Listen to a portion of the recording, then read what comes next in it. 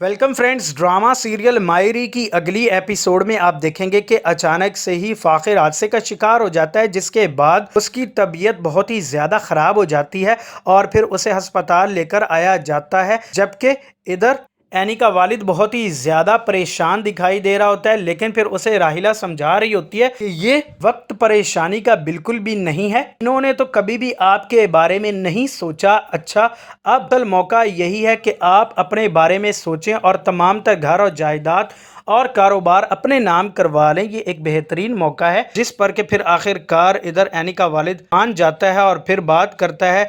तो इधर फाखिर की अम्मी को तो शदीद गुस्सा आ रहा होता है और फिर वो अच्छी खासी बातें भी सुना देती है और वो यही कह रही होती है कि तुम अच्छी तरह से जानते हो कि मेरा बेटा किस कदर मुश्किलात का शिकार है और उसकी तबीयत किस कदर ख़राब है, लेकिन तुम्हें बिल्कुल भी किसी की परवाह नहीं है, बिल्कुल भी किसी की फ़र्क नहीं पड़ता किसी बात से भी। तुम्हें अब भी सिर्फ और सिर्फ इस कदर खुदगर्जी में घिर जाओगे, मैं तो ऐसा तसव्वुर भी नहीं कर सकती। तो तुम किस कदर लालची इंसान हो। फिर खैर इसी तरह से वक्त गुजरता चला जाता है। अच्छी बात ये होती है कि फाखिर की तबीयत बेहतर होने लगती है और फिर वो घर आ जाता है, लेकिन इन तमाम तर चीज़ों की वजह से फराज पर बहुत ही ज़्यादा जिम्मेदारियां होती हैं और वो अच्छी तरह से जिम्मेदारियां तो बिल्कुल भी नहीं निभा रहा होता। वो अपने मफाद और अपने बारे में ही सोच रहा होता है कि वो किस तरह से तमाम तर चीज़ों को अपने नाम करवा सके और फ़ायदा हासिल कर सके। तब जाकर ही इधर फराज की भी हकीकत सब घर वालों के सामने आ जाएगी, जिसके बाद उसे इस घर से निकाल दिया जाएगा।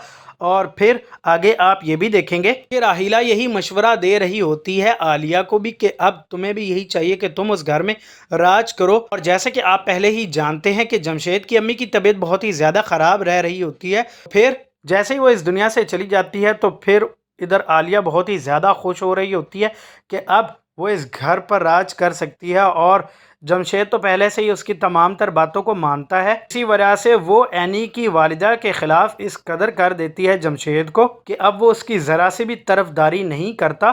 खैर इधर एनी उस पर अब घर की तमाम तर जिम्मेदारियां आ जाती हैं, यहाँ तक कि उसकी पढ़ाई बहुत ही ज़्यादा इन तमाम तर चीज़ों की वजह से डिस्टर्ब हो जाती है। सो फ्रेंड्स, अब आपको क्या लगता है कि क्या इन तमाम तर सूरत हाल के बावजूद भी एनी अपनी तालीम को मुकम्मल रख पाएगी या फिर अपनी तालीम को मुकम्मल रखने में नाकाम हो जाएगी? आपको क्या लगता है? आप अपनी कीमती राय नीचे दिएगा कमेंट बॉक्स में ज़रूर बताइएगा and make sure to subscribe the channel. अल्लाह हाफ़िज़।